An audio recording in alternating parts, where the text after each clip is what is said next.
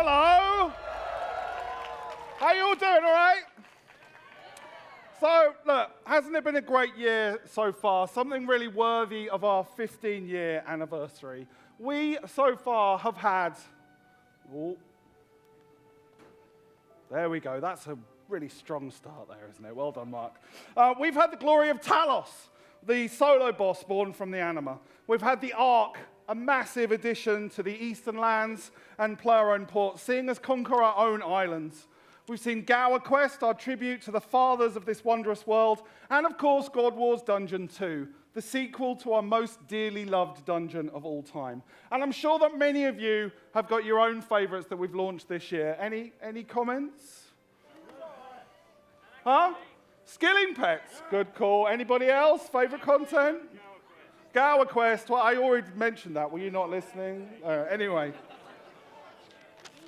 And of course, there's plenty more to come in 2016.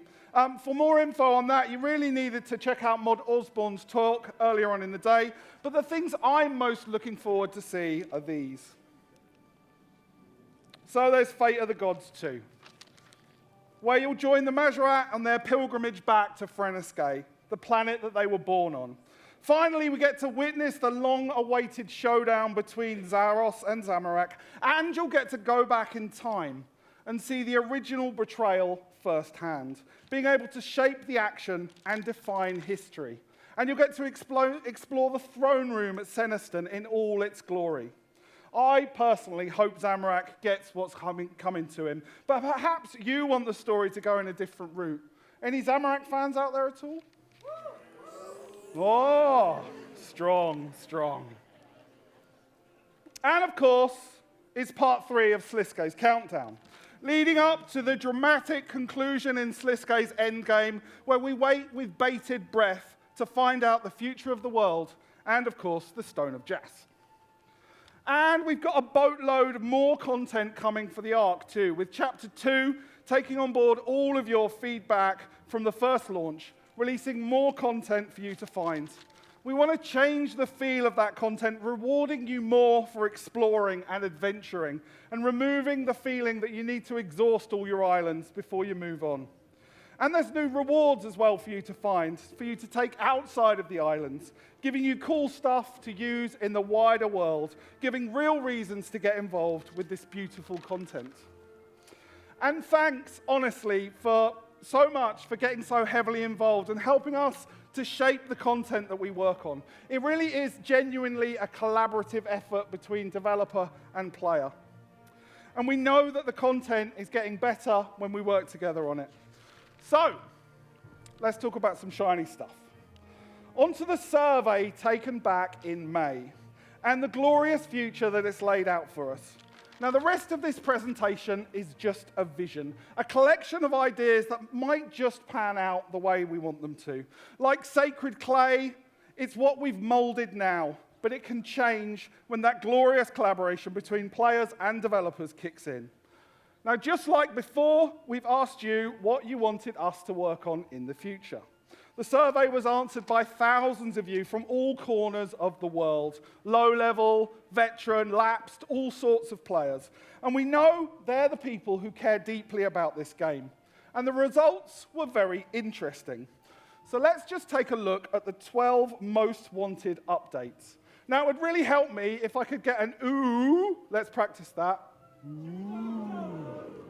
After each one that I go through, just so I can get an idea how excited you are for each one that we look at.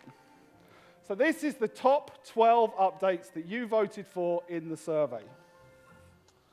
So the first thing to notice is that reworks feature 4 times on this list, and it's the top 2 things that you want to see. And number 1 is the bank rework. Ooh. Closely followed by an agility rework at number 2. Now, that is a personal bugbear of mine, and the developers that are listening now will know that we've talked about an agility rework for ages, but we just didn't know if it's what you guys wanted as well, so it's nice to know. And there's a clue scroll overhaul at number 9, and a construction and player-owned house rework at number 11. So next is combat. So combat was the next most popular area, taking up 3 more slots thanks to our passionate PVM community. And number 4, we've got Slayer skill to 120. Number 5 is a new solo boss. Oh, someone very excited about it over there. And number 6 is a brand new Slayer dungeon. Now, I should just explain the colors that are on the screen there if it's not too obvious. The green box that you can see shows how many people voted for that update in their top 3. And the yellow is 4 to 6, and the red is 7 to 12. So you can see, actually, that more people voted for Slayer and Solo Boss in their top 3 than any other piece of content. Now, for me, the biggest surprise here is the score for a new weather system. Weather system? See that? It's there at number 3, and it seems that you guys really want to see some of that legendary British weather seep through the cracks at Jagex HQ and make its way into Gielinor. Who knew? And that really was a massive surprise to us. And at number 8 is a mysterious new continent. Now, actually, I feel like we've done quite a lot of that with the Ark, but it's interesting to know that it's something you still want to see. Now, there's probably a lot of you very surprised that there isn't more quests up there. And actually, I think that's our fault in the way that we did the survey, because we split up the lore vote by putting too many quests in the list. So you had too many things to choose from. But don't worry, because I'll tell you about some pretty epic story stuff in a bit. Now, general skilling did very well as well, with the player-owned farm idea at number 7. Skilling pets at number 10, and skill specializations at number 12. Now, interestingly, things like mounts, prestige systems, PvP, even things like player-owned shops, which is a real blast from the past, didn't really feature well at all and didn't come anywhere near this top 12. Now, what does this all mean? So this list has heavily influenced, almost dictated, how we invest our time next year. But as you know, we like to keep a few surprises up our sleeves. You see, the survey has done more than just point us in the right direction. It's made us rethink how we release content. And I'll bring some special guests onto the stage to talk about that later. But first, I'm going to indulge myself and talk to you about a few of my favorite standout updates for 2017. So, when we managed to lift our jaws off the floor after seeing how well the weather rework had done in the survey, we started to talk. And when a bunch of JMods start talking, weird things happen. Now, weather for us wasn't just about sprinkling some snow on some roofs and showing off our new graphics engine. No. If it was going to be awesome, it had to do something spectacular. So how about a dynamic weather system that changes as the world moves around? Yeah, we could do seasonal weather that mimics the weather outside of your window when you're playing the game if we wanted to, but it's really got to affect your gameplay. Sorry? It would be raining all the time. But wouldn't it be cool if you could use that rain to do something cool in the game? What about seeing like a big storm brewing? Watching lightning strikes appearing in the distance in the game. So you want to climb up to a high point like the Wizard's Tower or something like that. And climb up there with a lightning rod and gather that energy to use as a component for spells. Unleashing it in spells or abilities. Just think of the power that the wizards could gain at the top of the tower. Or how about watching flags bend in the wind and heading down to Al-Kharid to watch sandstorms spinning across the desert, picking up dunes of sand and revealing forgotten tombs to explore, or unearthed cursed mass graves of plague victims suddenly dealing with a rush of the undead. How about flash floods that bring rare fish to a previously barren environment, creating an oasis of farming locations, or cooling lava flows to create pathways to unreachable locations, or typhoons that bring creatures from faraway lands to you? Or how about doing shamanistic rain dances that allow you to create your own local versions of that weather in your part of the world, freezing your opponents with temperature control spells, or just griefing some people by filling up your bank with rain? Yeah, it will allow us to show off our new graphics engine, but it will allow you to show off your crazy creativity as you shape the world with godlike powers. Now, talking of gods, let's talk about the elder gods. Now, for those of you paying attention to the lore, you know that the elder gods are beginning to stir. And when they wake up, they won't be happy. We've learned over the past years that these guys have been sleeping under our very noses in the game, in the perfect world that they created. And the current inhabitants are just noisy, dirty tenants. Their fights and their late-night parties have earned them far more than just an ASBO. They want us gone. Imagine, if you will, what would happen if Bick, the elder god sleeping under Intrana, decided to get up.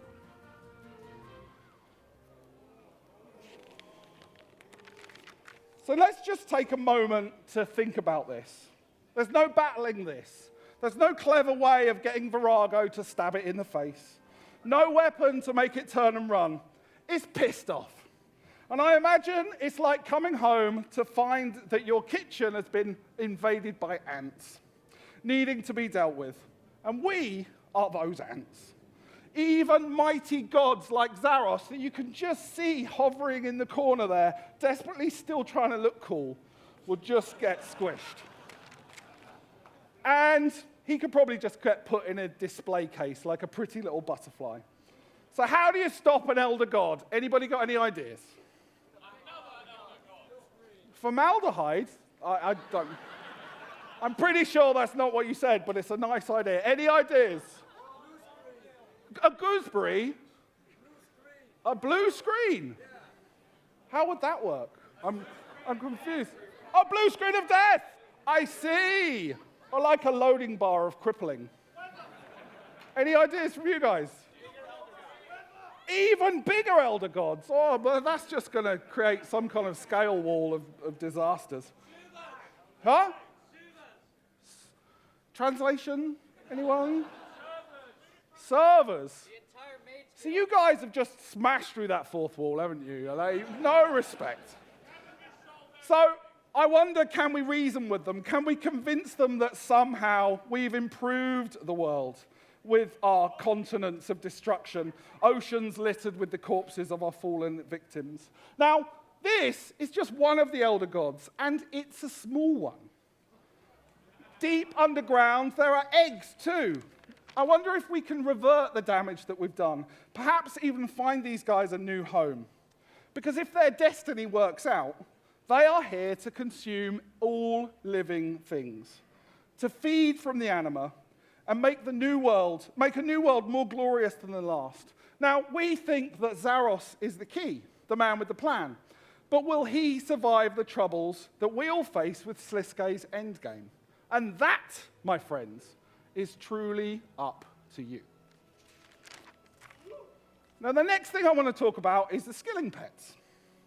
Now, it was in the top 10, and the ones we've launched so far have been very well received, but we've got a few more to do yet, like combat pets, a pet for attack, for defense, for magic, for summoning, for prayer, all those skills. Perhaps we could give you a clue scroll pet, or a minigame pet, or even one of you who was suggesting you desperately wanted that little rock thing that is in the Living Rock Caverns. Who was shouting about that? Someone was. He called it like a rock hamster or something, which sounded pretty cool to me. So we want to bring you all of those skilling pets, and we want to bring it to you with a brand new pets park. I was really hoping for an R. That's awesome. Now, it's odd, isn't it, that this image looks so different from the last. How can a world where islands get up and start kicking your ass still find time for pets? But that is the beauty of RuneScape, isn't it? A world where these things can stand side by side. It's the world that you've told us that you want. One that can be weird and wacky, and a world that doesn't have to be all doom and gloom, with joy hidden in the strangest of places. Now, this pet park is a great place to see all your achievements in a four-legged format, collecting different groups of pets for hidden rewards, being able to customize your park like a strange zoo or a safari enclosure, even training your pet army to work for you, like a miscellaneous-style workforce, who could perform tasks for you while you're away. Now, I imagine this is a bit like me when I get home, and I come home from a hard day's work, and I find that my cats have left an array of dead pigeons for me on the doorstep. Or a dog that brings me a stick to throw. Except that in RuneScape, it would be a forest load of wood, or several inventories full of chinchompers. Now, the most requested update this year has been the bank rework. And we're finally going to do a bank rework.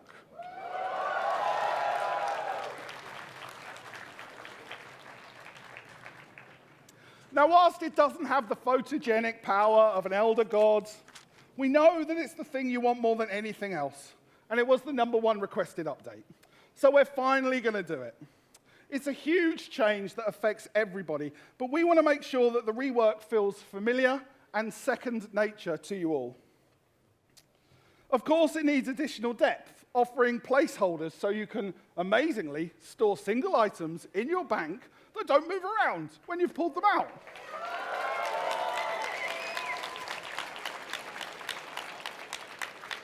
It could have things like unlimited bank tabs. It could offer you more presets. It could offer you sorting tools to help you order your bank by item type or skill. My goodness. It could offer you deeper customization options as well, offering you the ability to color tabs or even attach words to your different tabs, even manipulate your management tools, your inventory management tools like coal bags or beast of burdens in a much simpler way. We know that it's a big deal, and we know that it's a huge job, but we're committed to making it everything it could and should be.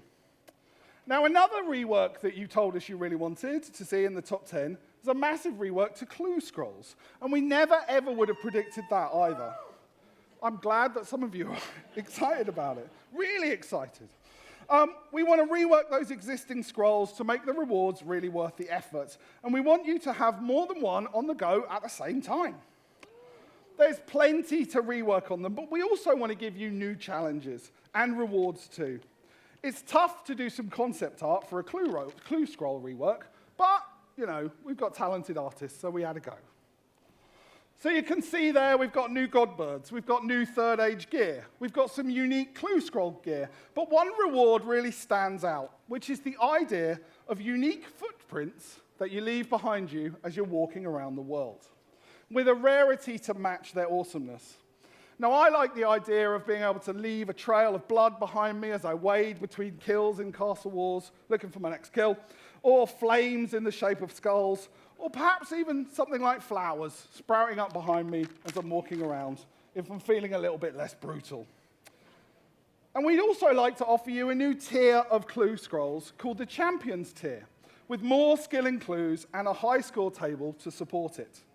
We want to add unique clue scrolls too, giving everyone a chance to have one clue scroll, the same clue scroll each, and it'd be like a race across the world for the first person to solve it, with a unique reward at the end that only one person can get.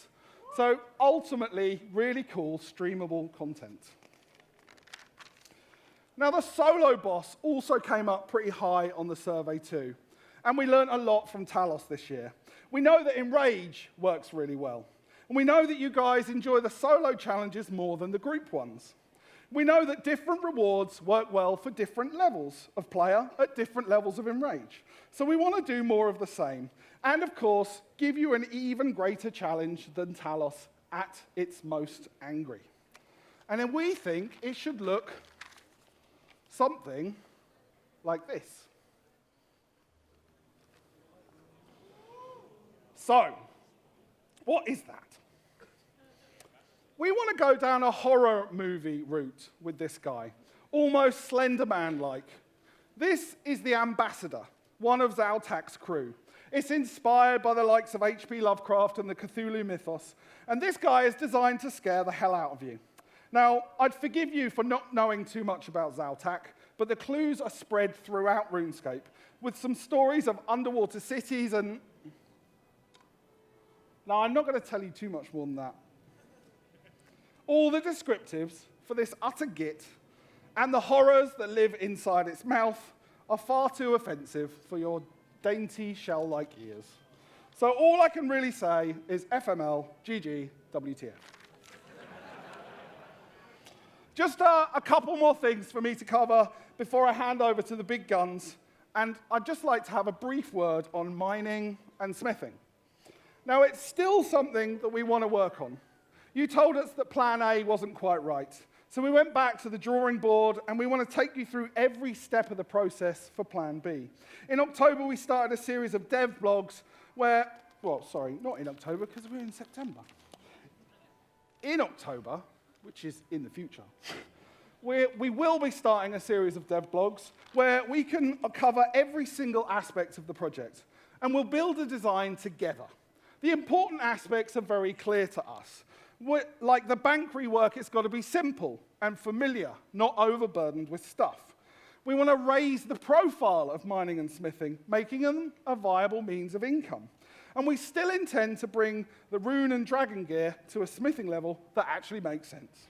And we want to release new materials, armor, and weapons, just like the cool gear that you see on the screen now. And finally, oh, it's hot up here. It's just about enough time for me to talk about one of my favorite characters of all time. Now, he's a lovable loser that lives in his mum's basement. He thinks he wants things to be evil, but he's just too nice. He likes to say controversial things, but it's really just to get attention. And despite all the tough talk, he wouldn't hurt a fly. No, I'm not talking about Nightmare RH. I'm talking about Evil Dave. So there's Evil Dave. He's cool, right? See, in many ways, this reminds me of some of the photos that we've been taking today. With Zamorak home and kicking back on Gillinor, it's chance for Dave to meet his idol and get the makeover mage to help him take a selfie. You told us you wanted quests with strong characters and something with that weird British humour. Well, the Evil Dave quest will have just that. No doubt it will involve some crazy stew and plenty of shouting, but it's got a weird body swap theme, which I hope won't be something disturbing like Freaky Friday, and instead be something cool like Big. Personally, I've got no idea why Evil Dave wasn't in Zamorak's lineup for the Dishonor Amongst Thieves quest. Perhaps he's just simply too cool for that. Anyway, that is enough from me for now. See, team, I kept my promise, and I didn't talk about Plurine Forests at all. Now, it's time for the really interesting stuff. So it's time to welcome to the stage the real powerhouse of RuneScape. My favorite thing to dual wield, apart from my newborn twins, Mod Connor and Mod Osborne. Thank you.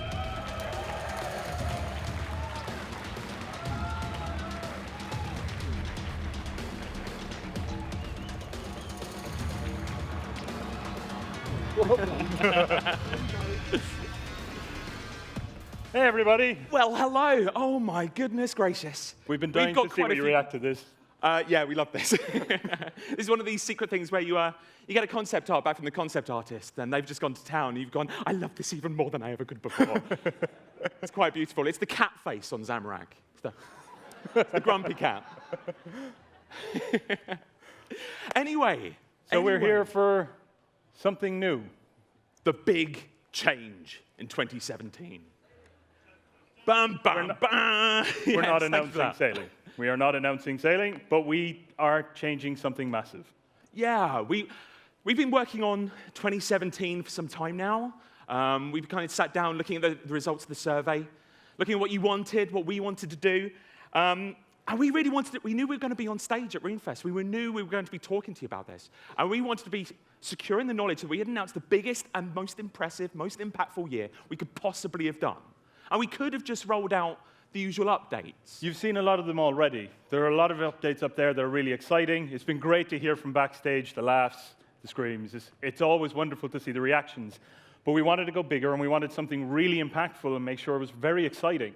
And while we got those reactions, we still want to go more. Yeah, we really want to go bigger. We want to make the game for another 15 years. I think it deserves to be another 15 years. This is the game that we love. We love making this. But the biggest change, the biggest reason for this change is you. It's what you've been telling us through the survey, through a lot of your feedback that you have been giving over this year. It's your reaction to the latest updates. So, where to start? Let's start here. So there was one slightly innocuous question, I guess, within the survey. And that question was, every 2 months, how many updates would you like to see? Now, it might be something small that you just went through and just clicked one thing or another, and that's kind of how we wanted to see it. If it's something that you can just react to as you're answering all the other questions, we'll get a truly honest answer from everybody to see what they're really looking for. And I think this says a lot about it. Yeah, just to start us off, we've highlighted the 2 rightmost bars. You told us that 2 large updates every 2 months, and let's be honest, that's what we're giving you now. We are giving you 1 update every month. It was appreciated, but it's nowhere near these 2 bars to the left. And several smaller updates, something like what we were giving you 10, 12 years ago, the idea of constantly releasing something every week, just didn't really have that impact. What you're telling us is skew towards the large. And that really fits with a lot of feedback we've been getting. I mean, we're not ignoring your Reddit posts, your Twitter posts. We're not just trying to put our head in the sand like an ostrich by any means.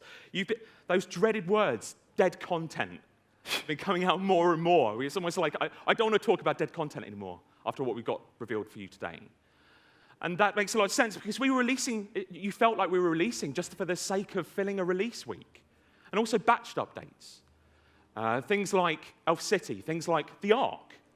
It's almost like you felt like you wanted it all to come in one go, rather than splitting it up, trying to get more updates out of it, perhaps. And you can see on the 2 higher bars on our next part that that's what you're looking for. Like, give me 1 extra large update every 2 weeks, or give me 1 large update and other smaller ones.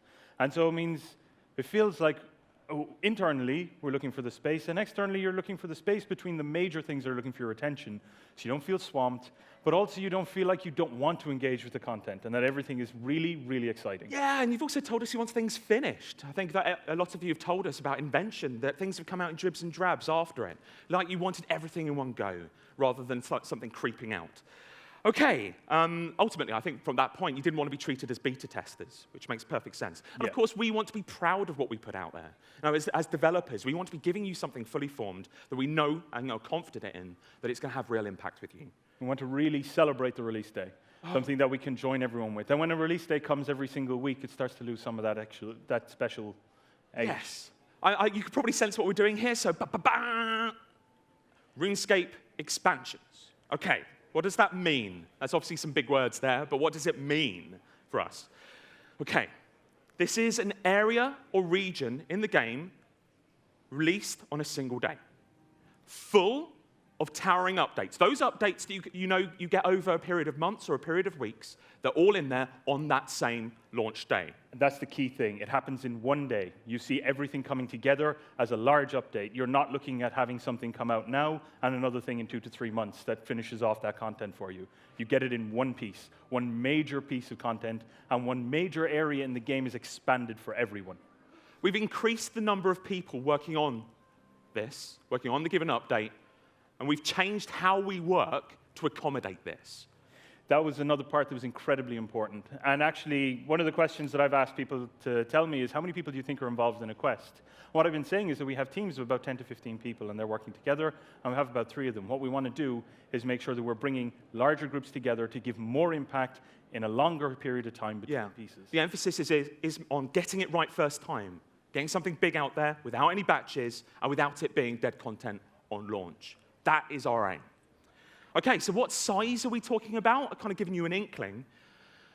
Okay, the closest we have to the size of an expansion is Elf City. Now, Elf City has a large series of content and systems that are around it, and the other thing that has us really excited is that people are still there, and it's still a major goal for everyone in the game. So a lot of you will already be there. There are other players who are just starting, and that's the point that they're going for, because it's so good for everybody, and there's so much available.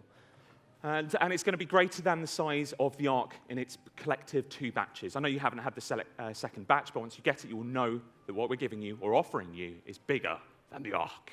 Oh, yes. All right. So we're only going to be revealing a few things about each given expansion. Why are we doing that? Discovery. Well, first of all, we want to concentrate on getting it right. If we're talking about a few things, we know that we can definitely deliver on those few things. We're going to be talking about a few of them today, but mainly, we want to bring surprise and discovery back to RuneScape. At the moment, many of you will start out on a release day, and you'll know everything that's coming. You'll have followed everything on our streams, you'll be watching everything in the BTSs, and we'll give you as much information as we can so you know everything that we're trying to release. And that's great because we're getting your feedback, and we understand what you're looking for, and we can tweak it as we build.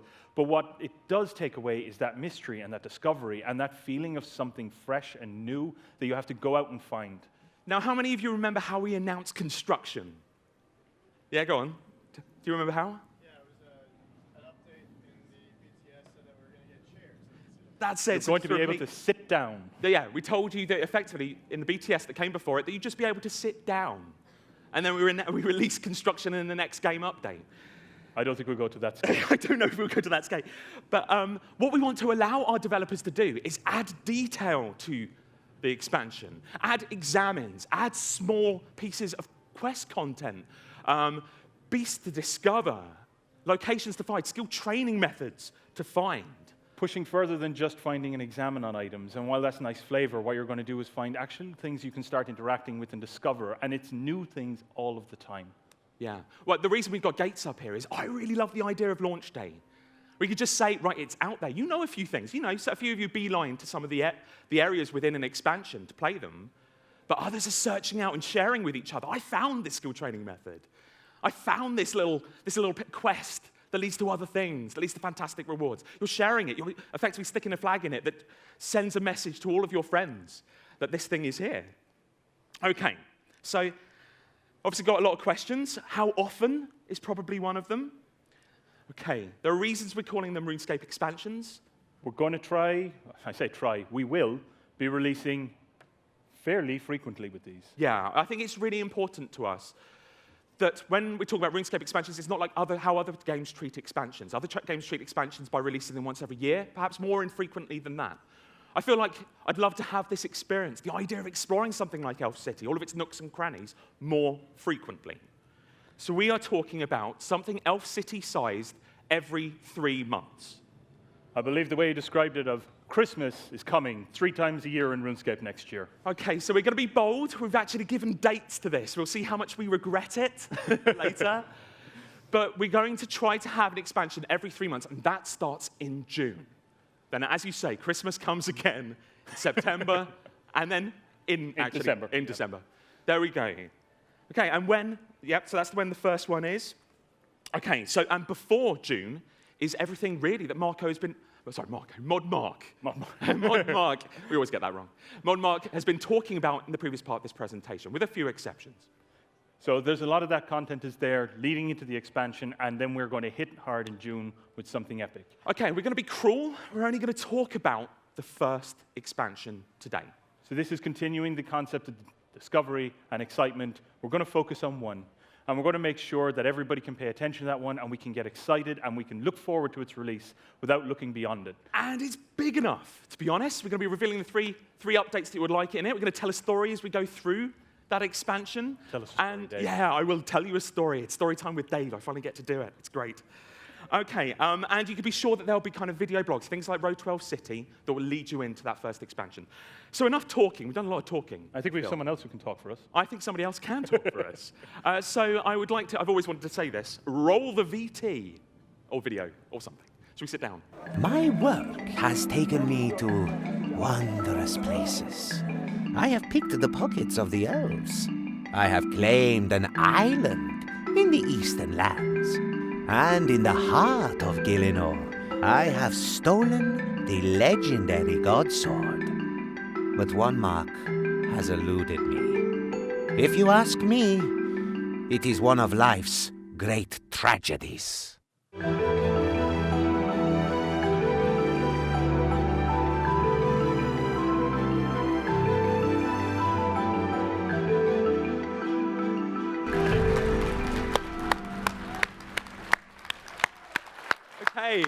So I feel really cruel. I was in a law talk just before this, and one question was, I love Menaphos. When are you going to bring it? And I had to go, never. It is fair, never coming out. Say never. So I do apologize to that one person. Hopefully this has made up for it. Okay, so yeah, almost 10 years to the day. When we first put Menaphos in, that black square into the map, Menaphos is going to come into the game. You will be able to explore. And this is coming June 2017, remember. And this is definitely the part where Dave tells us a lovely story. Yeah, sorry, I'm going to take center stage a little bit here. So I'd like to take you on a guided tour. I want to take you through Menaphos. Okay, so you've been waiting at the gates for update day to hit. It's finally happened. You wander in through. This is a beautiful area. It's very distinct from the rest of the Caribbean desert. You've got hanging gardens, beautiful, lush, verdant oases, trickling streams running through it. It's like all of the wealth has kind of fallen to the base of Caribbean desert and fallen into Menaphos. It's beautiful. A huge pyramid, a mastaba, looms over you. And people pass you by. They're uniformly rich, but they're suspicious. They're arrogant, but they're also fearful. Their ruler, the pharaoh, is a puppet for Ameskut, the devourer god. And the pharaoh is a harsh, harsh ruler. But as you travel through the throng, it intensifies as you reach the market. And in this market, you have a lodestone, you have a bank, you have a GE, you have various skill training methods. This is a hub city. This is very much an alternative to Elf City. It's an alternative to Burthorpe. And as you're enjoying your training there, bang, the whole place rattles. Yet none of the people seem to be particularly perturbed by this. It seems like it's just a common thing. This far-off explosion is Ameskut. And Ameskut is tearing Menaphos apart to find her father, the god Tumikin. She believes that he is holed up somewhere in Menaphos. And this allows me to talk about the first thing that we're willing to talk about in Menaphos. And this is the tombs of Menaphos. She's causing carnage. She's ripping holes in Menaphos and revealing long-forgotten areas, long-forgotten tombs. She's creating a city-wide pyramid plunder. You look up, and maybe you'll see that there's Agility and Herblore tomb that's been opened up nearby. You rush over there. A few other people have rushed there as well, perhaps. And this tomb is full of resources. Those resources might be out in the open, but they might also be locked behind puzzles, obstacles of some kind. And you are given an objective, and that objective might be to get 20 of these resources before time runs out. We're looking for you to test. We're going to try to test your non-combat skills, test your knowledge of the game, test your gathering, and testing your strategizing. And we want to bring a bit of risk and challenge to non-combat skills, just like PVM has been able to have bossing. We want to bring that kind of feel to non-combat skilling, give you something that can really test your ability. And while Elf City gives you guaranteed XP, guaranteed resources, this is something a bit riskier, but if you succeed, we are talking about rates far beyond that of the Elf City. We're looking for ways that we can reward you for your skill in skilling. So if you understand what you're doing and you understand the game and you know your efficiency, you know what you're playing, you can get massive rewards from this. You can get some of the best rewards that we can possibly offer. If you're looking for guaranteed rates and you're looking for something that you're going to go over a long period of time, Elf City is the place where you can grind out because you know you can hit those rates consistently. This is the chance to risk it and to get the rewards back and to do that in skilling, not just in combat. Okay, so as you progress, maybe you can get more of these tombs open to you at one time. Maybe you can have more control over what appears as you become a bit of a master of this area. So you've mastered this, you want to move on to something else. You hear of a pyramid on the outskirts of Menaphos. You enter, and you are confronted by Krondis. There's Krondis. Krondis is a desert god, a corrupted desert god. If you know Atmakin from Do No Evil, Scabarus from Contact, you'll know the forms that they take.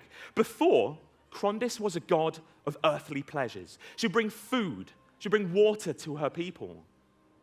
But now, because of her corruption, she's eating all of their food. She's redirecting all of their rivers to her mastaba, her pyramid.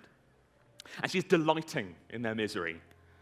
And you get to remove her corruption, have someone on your side to potentially go up against Amascut. What's important for me with expansions is this is just one story that we can tell in the area. We can have a diversity of stories throughout, through many different topics, many different characters. You can grow. This is an organic, living city. You can find out about it in many different, multifaceted stories. Okay, so now you have Krondys on your side. Now it's time to take the fight to Amascut. And that is in the pyramid that looms above you. But the pyramid was once a palace, and it is a palace no longer. It has been twisted to become Amascut's personal slayer dungeon. There are prowling cats here, owned by Amascut, and they will look to eat you. There'll be devourer monsters, basically floating mouths, looking to eat you. There will be avatars of Amascut, looking generally to eat you. And what we want to do is so we've learned from things like the Ripper Demon, the Acheron Mammoths, that really what you're looking for is things that test your weaponry, test your items, rather than necessarily testing the top end, the boss end of your skill. But this also won't be your vanilla Fremennik Slayer dungeon. We're talking different mechanics. If you were here for the combat talk, you'll know a lot about some of the things that we are talking about. The idea of Slayer bosses that are locked behind doors that need keys from the Slayer mobs. The idea of a central loot chest. So maybe you do not get any drops from the monsters and it all collects into this chest. And you can upgrade and tune this chest so that it only gives you certain drops. Maybe it applies effects, mutators on the entirety of the dungeon. Perhaps at certain points, Devourer waves, a survival mode, effectively, range through the dungeon. So you wander back out into the city. Suddenly people are recognizing your achievements. Where they were lofty and aloof before, they now treat you as a friend. You have gained reputation with them. And this unlocks even more. You're slowly working your way through the city. You're working your way up to becoming a master of Menaphos, perhaps. Okay, so that's a few things that we were talking about. And just to quickly... I think it's worth a recap. Yeah, I think it's worth a recap. So this is just one expansion. This is what we'll be releasing in June. And it's not just a new area with some training methods. It's a huge story being told and pushing that desert story forwards. It's a new city for you to explore and for you to go and find new things that we haven't spoken about here. You're going to have a chance to delve into tombs, and you get rewarded for the skilling expertise that you've been developing over years. You're also going to see the new Slayer dungeon is going to be there with new mechanics and new interesting ways to train Slayer, and also new creatures to challenge your abilities. Okay, undoubtedly you've got so many questions, and I really expect a lot of you to come talk to us. Certainly the biggest question that we had is what happens between expansions? They come out every 3 months. What are you doing in the periods between them? Well, undoubtedly, I mean, first of all, you're not going to complete on day one. I'm going to regret saying that as well. I'm sure some of you will aim to rinse it and get it all done on day one. But the content is so huge, so big. There's so much that we're talking about here that I'm kind of hoping and betting that nobody will complete it on day one. Regardless, there will be regular content between expansions. RuneScape has been a living game for years. All of its life, it's had continuous updates. And it's that kind of breadth and that growth that's continued to keep us going and continue to keep everyone excited about what's there. What we want to make sure is that we're continuing to make it feel alive and feel like it's living. So you won't get another Ark or another God Wars Dungeon 2 in between expansions, but you might get something like this. Now, this is just an example to give you an idea of what it will feel like. So June. June is when you get your expansion, day one. All of this content for you to go through that we've talked about and much more. As I say, we really want that feeling of discovery. Through July and August, we're starting to rely on things like events within the city and promoting the skilling events that exist in the tombs, but also maybe a smaller bottle quest that we have brought together. Something a little bit new and interesting. And also with the Clue Scroll releases, we can expand on Clue Scrolls and offer new rewards there. And then you would see in August things like the beach. So those longer events, the time-limited events, will be available, and they would continue to have those being released. And also new training methods starting to come in, new combat encounters, so smaller updates and things that flesh out the content and are expanding the content. But overall, there's so much happening in June, and there's so much going to happen in September straight after August, that these are things to keep it alive and keep the heart beating. And there will really be a focus on improving the game. You told us with Rework that you really want to see the current game improve. So that will really be a running theme. So over the month, we want to give you plenty of reasons to log in. But there are also a couple of updates that will repeat over and over in the year, give you multiple reasons to play. So first of all, I mean, this is maybe familiar to a few of you. We have Shattered Worlds. Who here is familiar with Shattered Worlds so far? Yeah, a fair few of you. Okay, we've spoken about it a bit. Yeah, so not all, didn't see everybody's hands there. Some may know, but humour me with a kind of quick description, I guess. This is a distraction diversion. I think it's the closest approximation that we have. What they are is that a dimension, a portal, will open up to another dimension. You will hop in one, and you will complete a number of tasks before a portal opens to hop into another. So, for example, this one is Tarviad. We've hopped into one portal and appeared in a realm. There are multiple rune dragons here. I defeat those rune dragons, but I soon find out that mutators are in play. Those mutators are that the rune dragons will explode on death. I immediately have to start thinking about what I do about that. So, you fight all those monsters, you clear them out, a portal appears. You jump through it. It might be that you're in Mazcab with different mutators, different mobs. Maybe a boss turns up, a mini-boss. Kill that, you hop through another portal. All this time, you are against the clock. You can see the time taken up there. You're checking your time. You're trying to beat personal bests. You're trying to beat your friend's time. Maybe you even end up on the global dedicated Shattered World high scores. And every week, there'll be a new combat challenge. And with rewards for the main game and perhaps Shattered Worlds itself. And with each expansion, we get to add more to it. And this is one of the key things. Right now, there's a lot of D&Ds vying for your attention. And a lot of them are fun. But what we don't want to do is continuously add more, because each one competes with itself to try and get your attention to get it to play. Hence, we end up with a lot of things that end up being viewed as dead content. We have to bump rewards for you to get engaged. With Shattered Worlds, we can start expanding that core experience over and over again. You can come back each month because there'll be something new to experience and something new to see. And this is how we want to try and look at the content. How can we continue to expand on what we've got and make sure that there's always something interesting for everybody? Yeah, so it's going to be complete on launch, but we just want to let it grow organically based on whether or not you like it. If you like it, then there's so much potential. We can do non-combat skilling, Shattered Worlds. We can do level playing field stuff, which gives you the same levels and the same equipment as everybody else, just to see what your skill level's at. We could do event competitions, things that we stream, if so be it, if people like it. Okay, so talking about another way, by the way, this is coming out in the first half of the year. But many of you are also eager for other ways of showing your abilities in-game. So I'd like to introduce achievements. Achievements. We have a lot of achievements, and we have a lot of diaries, and we have a lot of tasks, and all of these systems exist in the game, and each one is independent, and each one is something for you to try and complete. And what we want to do is bring everything together and continue to recognize your achievements in all of those systems. So we can bring them into one place, and you have one unifying total quantity of what you've completed.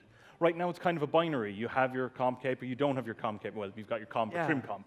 But if you don't have it, you just don't have it. You don't know your progress towards the end, and it's not something that you can easily display to people. We're trying to give a system that will make that available to everybody. You can build up and max out a total achievement score. You can show us you're the best. You can show each other that you're the best. It's something you can compare with others on an Achievements Global High Score. You can see it on others play and inspect. You get that simple joy of popping an achievement as you're out doing something and seeing that score slowly creeping up. It'll even reward you as you complete subsections of the game, as you can see here. We're talking new areas of achievement. So, like achievements within gear, achievements with D&Ds, with achievements within mini-games or wealth. Things as simple as have you used every item in the game. Things that you can start ticking off. But also, rather than it just being something that's removed from you when we release new content, what we've done is increase the cap every time something new comes to be playable. So you can always chase after that newer score, but you always retain that achievement that you've had already. Absolutely. We're even talking about things like a feats category for the things that we expect very few to compete, really get you kind of going to the top end. I really like the idea of giving you new ways to play the game, or teasing out new ways to play the game, or seeing what you do and then building achievements based on it. I really want achievements to be as important as your total level. It's going to be right next to it. It'll be on everyone's player inspect, as I say. But it also allows us to improve the experience of the game, particularly for newer players. underneath everything, the achievement system has to recognize everything that exists in the game. And what we're going to be building with that is a way that we can lay out a roadmap for people to engage with new content. If there's something that you're looking to try and achieve, we can set a marker on that and kind of lay out a roadmap of what you should do next. Where should I skill? What am I missing? What's the gear that I need to have for this? Those kinds of recommendations on what you should do today. I mean, tell me, how many people here have logged into RuneScape and gone, I don't know what to do. There's too much. I can't pick. It's you? A few of you. So let's say there's a system. You press a button. You say, give me something. Send me in a direction. And it drives you that way. OK. So let's quickly recap. More recaps. More recaps. RuneScape expansions are coming. Area with a number of updates launched on the same day. And in June, again, the Golden City of Menaphos. That means we're expanding the desert quest line, and we're expanding that story. That's with a kind of skill amenities, tombs for you to explore, Amaskit Slayer dungeon. And They're all there. They're all there. They're all there. Let's have a look. Boom, boom, look at that, boom. And you get the same again every 3 months, with plenty to do in between.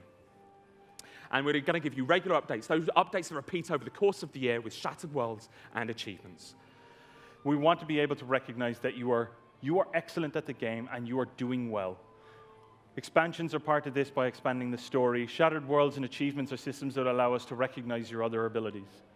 OK, so that's it. Thank you very much for listening to us. Hopefully, Menaphos is really exciting you, and there's a prospect of something Menaphos-like 3 months after that, and then 3 months after that. The big thing we have with this is just a genuine thank you to all of our players, because the choice to go for expansions and the choice to go to these bigger impacts has come from speaking to everybody and listening to what you're looking for, making sure that we can deliver impactful updates that really excite you. And genuinely, thank you all. Give yourselves a round of applause. Yeah. OK, thank you very much.